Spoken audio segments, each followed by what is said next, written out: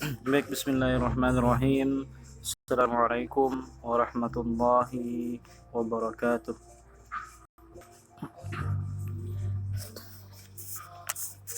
Innal hamdalillah nahmaduhu wa nasta'inuhu wa nastaghfiruh wa na'udzu billahi min shururi anfusina wa min sayyiati a'malina. May yahdihillahu fala mudilla lahu wa may yudlilhu fala hadiya lahu.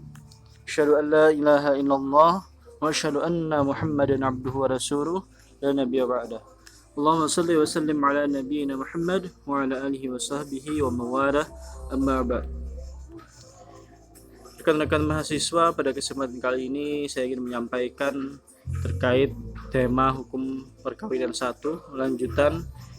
Ini bagian terakhir daripada bab hukum perkawinan 1, yaitu berkaitan dengan perjanjian perkawinan, kawin hamil, dan beristri lebih dari 1 atau yang sering disebut poligami. Ada 3 pembahasan ini yang insya Allah ini bagian terakhir, dan harapannya kawan-kawan dapat memperhatikan dan selain dari penyampaian saya ini dapat membaca referensi-referensi baik itu kompilasi hukum Islam maupun sumber-sumber buku fikih munakahat atau yang lain sebagainya ataupun hukum perdata Islam. Nah, kita masuk ke pembahasan pertama, yaitu perjanjian perkawinan. Nah, pada dasarnya perjanjian perkawinan di perdata Islam di Indonesia ada di Undang-Undang Perkawinan, dan juga yang menjadi sumber itu adalah kompilasi hukum Islam yang termaktub juga pada seperti saya sebutkan di Undang-Undang Nomor 1 Tahun 1974 tentang perkawinan. Dalam bab 5 pasal 29 sebutkan bahwa perjanjian perkawinan itu adalah kesepakatan yang dilakukan oleh seorang pria dan wanita. Kalau di Indonesia prakteknya itu di agama Islam, di KUA, dan pada prakteknya itu ada yang namanya sigat taklik, ya, sigat taklik atau taklik talak. Dalam hal ini itu adalah perjanjian yang diucapkan oleh mempelai pria sesudah daripada akad pernikahan. Nah, apa hukumnya? Hukumnya di perdata Islam Indonesia itu adalah dianjurkan dan diperbolehkan. Nah, jadi pada Undang-Undang Nomor 1 tadi disebutkan bahwa pada waktu atau sebelum perkawinan dilangsungkan, kedua belah pihak atas persetujuan bersama dapat mengadakan perjanjian tertulis yang disahkan oleh pegawai pencatat perkawinan. Kemudian perjanjian tersebut tidak dapat disahkan bila mana melanggar batas-batas hukum, agama, dan kesusilaan. Jadi sebenarnya daripada sigat taklik pun di luar dari itu boleh mengadakan perjanjian asal tidak bertentangan dengan kaidah hukum yang berlaku di Indonesia maupun agama Islam dan juga norma kesusilaan. Nah, perjanjian tersebut mulai berlaku sejak perkawinan dilangsungkan. Biasanya kalau sigat taklik itu tanda tangani oleh mempelai pria dan dalam hal ini yang menikahkan atau penghulu. Nah, dalam kompilasi hukum Islam pada pasal 45,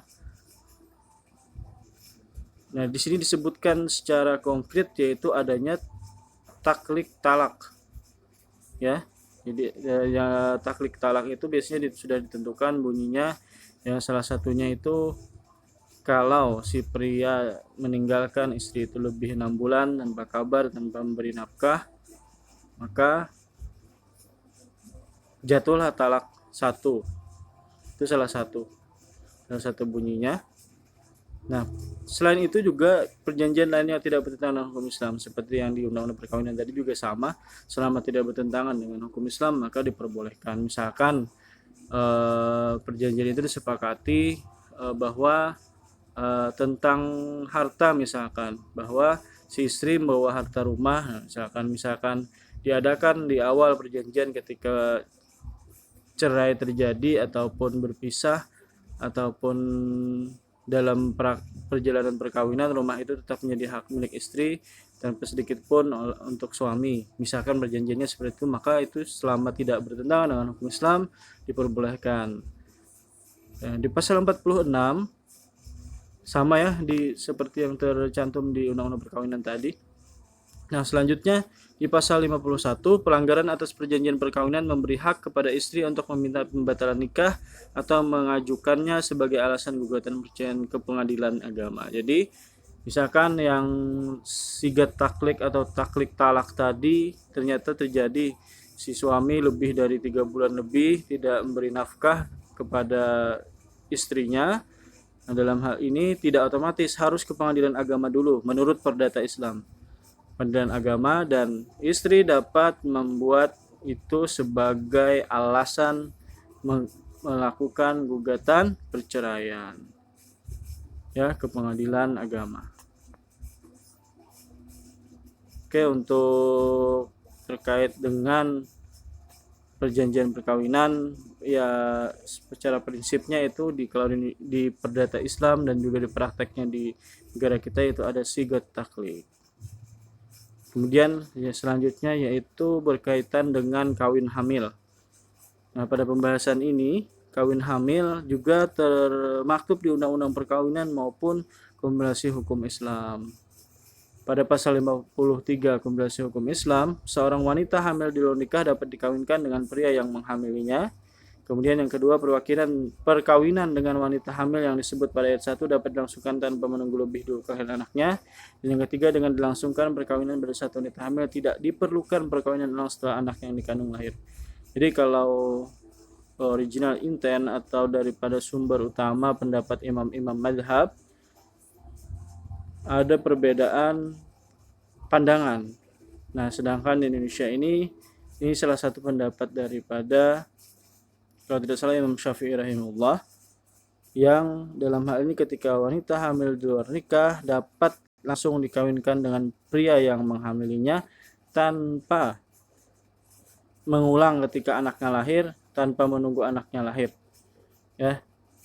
Walaupun ada pendapat imam-imam mazhab yang lain yang mengatakan salah satunya Imam Abu Hanifah, Imam Malik yang mengatakan bahwa kalau tidak Imam Abu Hanifah, Imam Malik yang mengatakan bahwa kalau mau menikahi harus menunggu anaknya lahir dulu. Tapi ada konsekuensinya daripada ketentuan ini, bahwa anak yang lahir ataupun yang lahir dalam hal ini karena kawin hamil ini tidak bisa dinisbatkan kepada ayahnya, maka nanti binti atau binnya adalah kepada ibunya. Di rekan-rekan mahasiswa, inilah yang diberlakukan di Indonesia terkait perdata Islam di Indonesia.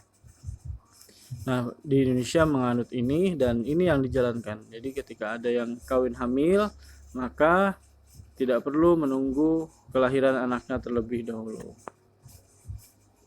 Nah, selanjutnya memasuki pembahasan selanjutnya yaitu terkait dengan beristri lebih dari satu orang, yaitu poligami. Sebagaimana ayat yang sangat masyhur menjadi dalil hukum yaitu An-Nisa ayat 3, wa in khiftum alla tuqsitu fil yatama fankihu ma taba lakum minan nisa masna wa thulatha wa ruba'. Fa in khiftum alla ta'dilu fawahidatan aw ma malakat aymanukum dzalika adna alla ta'ulu. Dan jika kamu tidak akan dapat berlaku adil, dan jika kamu takut tidak akan dapat berlaku adil terhadap hak-hak perempuan yang yatim bila mana kamu mengawininya, maka kawinilah wanita-wanita lain yang kamu senangi, 2, 3 atau 4. Kemudian jika kamu takut tidak akan dapat berlaku adil, maka kawinilah seorang saja atau budak-budak yang kamu miliki, yang demikian itu adalah lebih dekat kepada tidak berbuat aniaya. Jadi yang perlu digarisbawahi adalah al-adlu, adil. Pertanyaannya sekarang adalah ukuran adil itu seperti apa? Adil dalam perspektif seperti apa? Itu yang menjadi pertanyaannya. Nah, ada golongan yang mengemukakan bahwa poligami itu sebenarnya tidak boleh, misalnya dari non muslim. Kenapa Islam membolehkan poligami? Mari kita lihat mafsadat dan maslahah daripada poligami. Misalkan dalam hal ini